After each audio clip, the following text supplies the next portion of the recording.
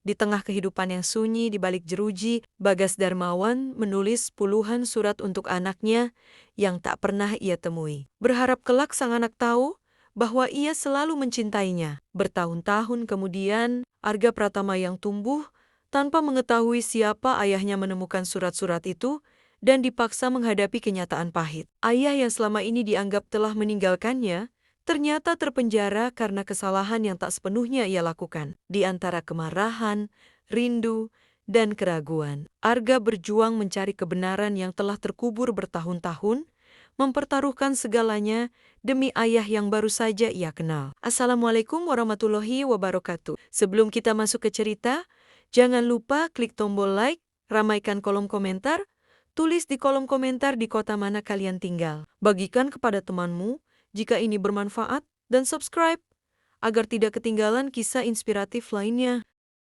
Penjara kelas kedua, Belembang, 4 Januari tahun 2004. Hari itu, dingin. Kabut tipis menggantung di udara, melayang-layang di antara jeruji besi yang mulai berkarat. Embun menempel di sela-sela kizi-bezi, seolah alam pun ikut membeku bersama jiwa-jiwa yang terkurung di dalamnya. Suara langkah sepatu para sipir bergema pelan di lorong-lorong sempit dan kusam, seperti dentang waktu yang lambat, namun pasti. Di dalam sel nomor 17, seorang pria duduk diam. Tubuhnya kurus, namun masih terlihat kokoh. Di kedua tangannya, ia menggenggam erat sebuah pulpen plastik yang sudah aus ujungnya. Di depannya terbentang selembar kertas dari buku tulis bekas yang sobek pinggirannya. Namanya Bagas Darmawan. Ia sudah 2 tahun menjalani hukuman penjara seumur hidup atas tuduhan pembunuhan berencana terhadap seorang pengusaha ternama di Jakarta. Dalam 2 tahun itu, mulutnya lebih banyak diam. Ia tak pernah menyangkal keterlibatannya, tetapi juga tidak pernah membela diri. Dunia di luar seolah sudah memutuskan untuk melupakannya. Dan mungkin ia pun mulai melupakan dirinya sendiri. Namun pagi itu berbeda. Ada sesuatu yang menggelitik hatinya. Sebuah keinginan yang datang tiba-tiba, tapi terasa seperti telah lama tertanam. Ia ingin menulis surat. Dengan gerakan pelan dan hati-hati, ia mulai menulis, "Untuk anakku yang belum pernah kupeluk." Ayah tidak tahu harus mulai dari mana. Mungkin dari rasa bersalah, mungkin dari rindu, atau mungkin dari pengakuan bahwa ayah adalah manusia yang penuh celah. "Namamu Arga. Aku tahu itu dari surat terakhir yang ibumu kirim sebelum dia pergi selamanya.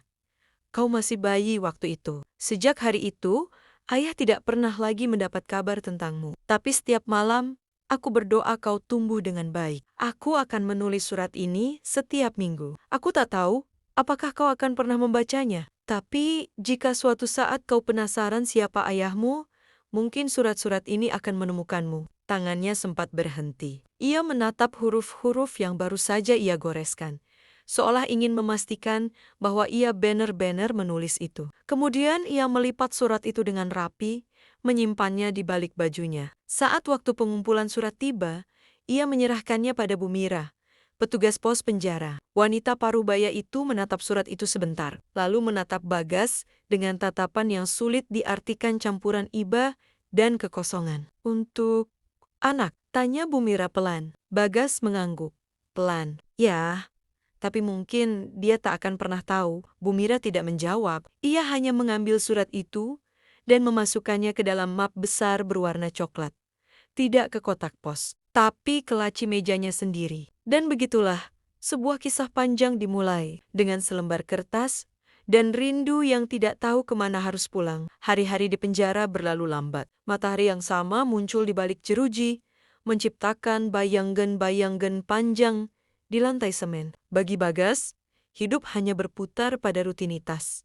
Bangun pagi, apel, kerja di bengkel kayu, makan siang, lalu kembali. Namun, ada satu hal yang membuat setiap minggunya berbeda. Hari menulis surat. Setiap hari Minggu sore, ia akan duduk di sudut selnya, dengan kertas yang disisihkan dari sisa formulir tidak terpakai atau buku catatan bekas napi lain. Ia menulis dengan perlahan, seolah ingin setiap kata terasa dan bermakna. Kadang ia menulis tentang bunga liar yang tumbuh di halaman belakang, penjara bunganya kecil, ungu pucat, tapi kuat menembus sela-sela beton. Kadang tentang sesama napi yang mengajarinya memainkan 3 akor gitar butut. Ia bahkan pernah menulis surat penuh hanya tentang mimpinya bermain leheng-leyang bersama seorang bocah laki-laki di bukit yang entah nyata atau kuma haya le. Arga, kadang ayah bertanya-tanya, apakah kamu suka menggambar atau menendang bola?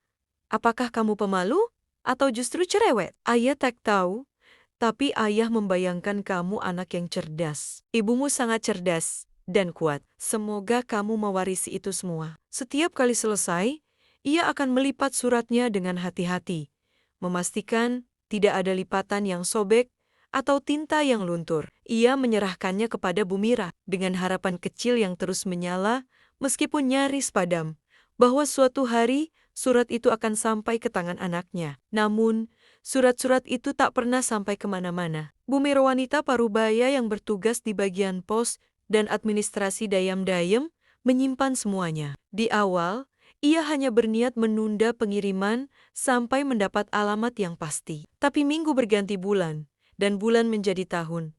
Alamat itu tak pernah datang. Setiap surat yang diterima Bu Mira, ia masukkan ke dalam kotak kayu kecil yang ia simpan di bawah meja. Ia tak punya hati untuk membuangnya. Ada kesedihan dalam tiap kalimat Bagas, tapi juga ada harapan. Dan entah mengapa, ia merasa suatu hari surat-surat itu akan berguna. Mungkin untuk membuktikan bahwa bahkan orang yang terpenjara pun masih bisa mencintai. Tak pernah sekalipun ia berkata pada Bagas bahwa semua surat itu tak pernah dikirim. Bagas pun tak pernah bertanya. Seolah mereka berdua diam-diam menyepakati satu hal, bahwa kadang cukup menulis saja, karena di balik setiap surat, ada cinta yang tetap ingin hidup. Jakarta, 2020. Pagi itu langit Jakarta tampak kelabu. Arga Pratama berjalan cepat melewati trotoar padat di kawasan Sudirman. Jas abu-abu membalut tubuhnya, tas kerja tersampir di pundak kiri. Ia baru saja menyelesaikan sebuah sidang perdata.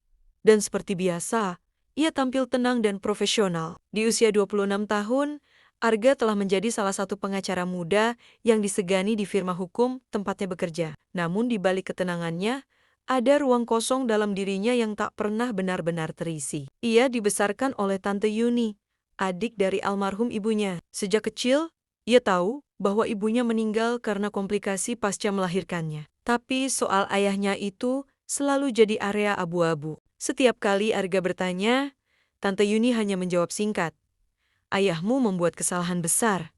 Kamu tak perlu tahu lebih jauh, yang penting kamu punya hidup yang baik. Arga tumbuh dengan banyak pertanyaan. Ia melihat teman-temannya dibimbing oleh sosok ayah. Diajari naik sepeda, diajak ke stadion, atau sekadar dipeluk setelah hari yang berat.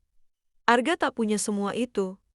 Ia belajar membangun dinding emosi sejak kecil. Jika tak tahu, tak perlu berharap. Jika tak berharap, tak akan terluka. Sampai hari itu datang. Ketika Arga pulang ke rumah kosnya, ia menemukan sebuah paket besar di meja depan tanpa pengirim. Hanya tertulis, untuk Arga Pratama. Dengan rasa penasaran bercampur waspada, ia membuka paket itu. Di dalamnya, puluhan surat tertata rapi. Beberapa sudah menguning di ujungnya. Setiap surat ditulis tangan, berisi tanggal, dan diawali dengan kalimat yang sama, untuk anakku yang belum pernah kupeluk. Arga membacanya perlahan.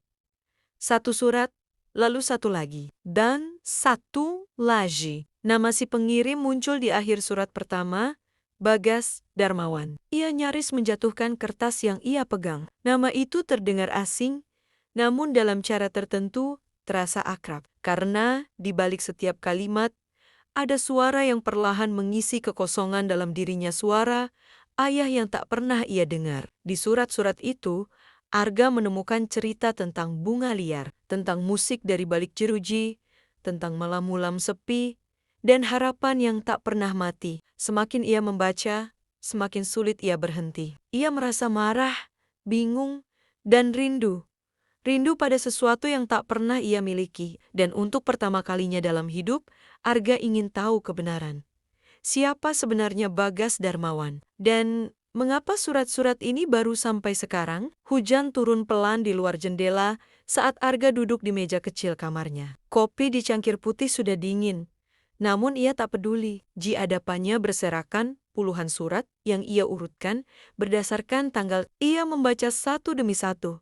Perlahan, seperti menelusuri jejak-jejak waktu yang selama ini tersembunyi darinya. Surat-surat itu dimulai dari tahun 2004.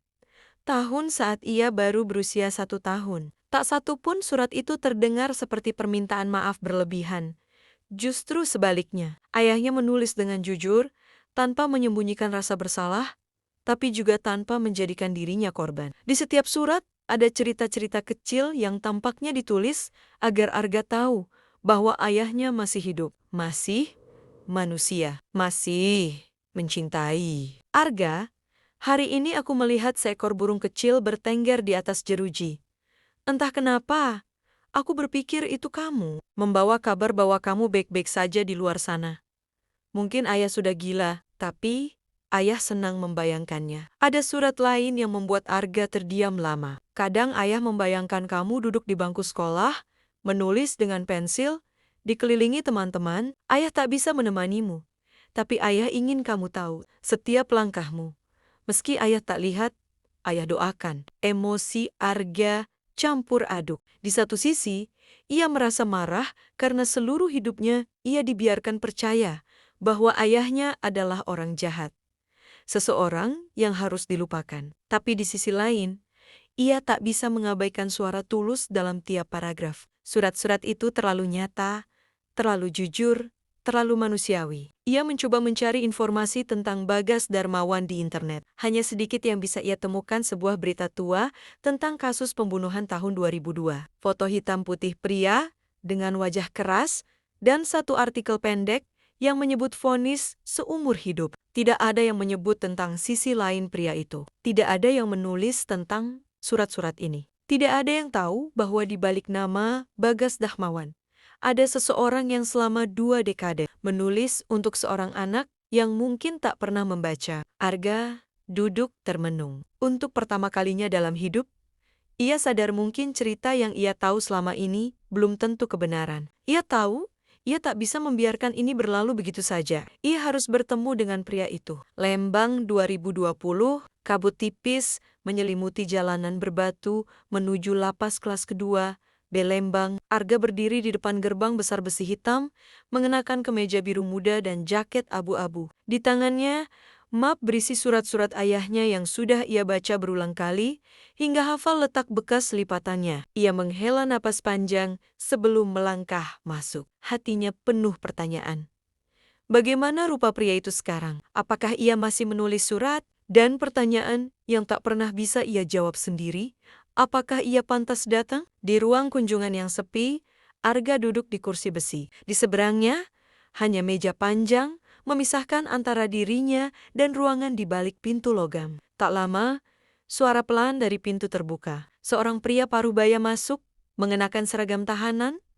Tubuhnya kurus, tapi tegap. Rambutnya mulai memutih di pelipis, dan wajahnya penuh garis-garis waktu. Bagas Darmawan. Ia berhenti sejenak saat melihat Arga, tatapannya kosong, lalu berubah perlahan menjadi bingung. Seolah otaknya sedang mencoba menyusun potongan puzzle yang tak pernah lengkap. Selamat siang, suara Arga pelan, namun mantap. Nama saya Arga Pratama. Bagas menatap tajam, matanya melebar, bibirnya bergerak, tapi tak ada suara keluar. Ia seperti menahan napas. Aku anakmu, lanjut Arga. Lebih pelan, surat-suratmu sampai padaku. Aku baca semuanya. Bagas masih tak berkata apa-apa. Ia hanya duduk perlahan, gemetar, seolah tubuhnya tak mampu menanggung kenyataan itu. Maaf kalau aku datang tanpa kabar, aku hanya perlu tahu, lanjut Arga. Aku ingin mendengar dari mulutmu apa yang sebenarnya terjadi. Butuh waktu hampir semenit sebelum Bagas akhirnya membuka suara. Suaranya serak, dalam, seperti terpendam bertahun-tahun. Kau benar-benar Arga, bisikingnya. Arga mengangguk, dan Bagas menangis. Bukan tangisan keras atau dramatis, tapi air mata yang jatuh pelan, satu persatu dari seorang pria yang telah kehilangan segalanya. Kebebasannya, cintanya, dan mungkin harapannya. Tapi hari itu setitik cahaya kembali menyelinap masuk. Untuk pertama kalinya dalam hidup mereka, ayah dan anak itu duduk berhadapan. Waktu yang hilang tak bisa dikembalikan. Tapi mungkin Kebenaran bisa membangun jembatan di atas puing-puing masa lalu. Pertemuan itu berlanjut dalam diam yang berat. Arga menatap ayahnya lama, mencoba mencari kemiripan dari bentuk alis, garis rahang, atau caranya tersenyum yang samar-samar muncul di tengah isak pelan. Bagas menyeka air matanya dengan punggung tangan, lalu menarik napas dalam. Aku nggak pernah mimpi kamu bakal duduk di depanku, nak, katanya akhirnya. Setiap minggu ayah tulis surat, tapi tak pernah yakin akan sampai. Memang tidak, sahut Arga tenang. Seseorang menyimpannya dan mengirimkan semuanya baru-baru ini. Aku nggak tahu siapa, tapi aku bersyukur surat itu tetap hidup. Bagas mengangguk pelan. Ayah salah. Arga sangat salah. Kasus pembunuhan itu? Tanya Arga. Suaranya tenang, tapi matanya menatap tajam. Bagas menghela napas. Ia menggenggam tangannya sendiri di atas meja, menunduk sebentar sebelum menjawab. Ayah tidak membunuh siapapun, nak. Tapi ayah ada di tempat yang salah, bersama orang yang salah, dan ayah diam. Ia bercerita tentang malam itu 20 tahun lalu. Ia dan seorang rekan kerja bernama Irwan diminta datang menemui seorang pengusaha yang menolak membayar utang mereka yang seharusnya ditutup perusahaan tempat mereka bekerja. Pertemuan yang awalnya hanya untuk menagih berubah menjadi kekerasan. Irwan hilang kendali. Bagas mencoba menghentikannya, tapi ia tak cukup cepat. Ayah panik. Ketika polisi datang, ayah sudah dianggap tersangka. Irwan kabur. Ayah tetap di sana. Kenapa tidak bicara di pengadilan? Tanya Arga. Ayah pikir lebih baik dihukum daripada menyeret nama keluarga. Nama ibumu? Nama kamu? Bagas menatap mata anaknya. Ayah pikir dengan diam kamu bisa tumbuh tanpa beban. Tapi ternyata diamku malah menjauhkan kita. Teh Jiung. Kata-kata itu membentur hatinya seperti badai kecil. Ia mencoba tetap tenang, tapi jantungnya berdetak lebih cepat. Dan Ihwan, ternyata tak pernah ditemukan. Arga mencatat semua dalam kepalanya. Ia pengacara. Ia tahu sistem hukum tak sempurna, tapi ia juga tahu kalau masih ada celah, ia bisa memperjuangkan sesuatu. Bahkan jika itu untuk seseorang yang baru saja ia temui, namun darahnya sendiri. Aku akan cari cara, ucap Arga pelan. Kalau kau benar tidak bersalah, kita akan buktikan. Bagas hanya menatapnya dengan mata yang basah. Untuk pertama kalinya dalam 2 dekade, ia tak merasa sendiri. Setelah pertemuan itu, hidup Arga berubah. Ia kembali ke Jakarta, membawa lebih dari sekadar tumpukan surat. Ia membawa tekad. Selama bertahan-tahan ia membela klien-klien yang tak ia kenal secara pribadi, mengikuti prosedur hukum demi memenangkan kasus. Tapi kali ini berbeda. Ini tentang darah dagingnya sendiri. Ini tentang Bagas Darmawan ayahnya. Di meja kerjanya yang penuh dokumen, Arga menelusuri semua berkas lama. Ia mengakses berita-berita lama, rekaman persidangan, dan laporan forensik yang sempat ia dapatkan dari arsip pengadilan. Semakin ia menyelami kasus itu, semakin jelas bahwa ada celah besar dalam proses hukumnya. Saksi kunci pengantar makanan yang sempat melihat Bagas di lokasi menghilang sebelum sempat memberikan kesaksian resmi. Sidang dilakukan dengan tergesa karena tekanan media. Dan, yang paling penting, tidak ada bukti fisik yang secara langsung mengaitkan Bagas pada kematian korban selain kenyataan bahwa ia ada di tempat kejadian. Arga memutuskan mengajukan PK, peninjauan kembali. Tapi ia tahu, itu bukan proses mudah. Ia membutuhkan bukti baru, atau fakta lama yang bisa diinterpretasi ulang. Dan disitulah perjuangan dimulai. Ia mulai menghubungi orang-orang yang pernah dekat dengan kasus itu. Beberapa sudah pindah, beberapa enggan bicara. Tapi satu nama muncul kembali dalam berkas lama. Raka, mantan staf administrasi kantor tempat Bagas dan Irwan dulu bekerja. Dalam catatan, Raka pernah menyebut bahwa ia melihat Irwan pada malam pembunuhan beberapa jam setelah kejadian. Di lokasi berbeda. Tapi kesaksian itu entah kenapa tak pernah dipanggil resmi ke pengadilan. Arga berhasil melacak Raka. Pria itu kini bekerja sebagai tukang servis elektronik di Cianjur. Butuh waktu untuk meyakinkannya.